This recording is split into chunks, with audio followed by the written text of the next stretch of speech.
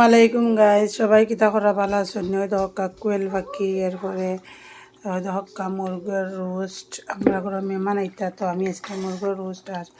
কোয়েল পাখির রোস্ট বানাইলাম এখানেও চিংড়ি মাছ বোনা আছে গরুর মাংস আছে অনেক কিছু রান্না হইব আপনারা লগে তা হক্কা দেখতে পারবা হক্কা পাখি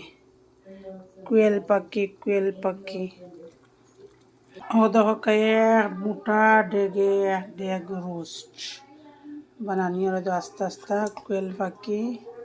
এরপরে মুরগির রোস্ট বুঝছো আপনারা দেখো তো আবার যে মজা হয়েছে ভিডিও তো দেখাইতাম পারি আর মজা কিলা দেখাইতাম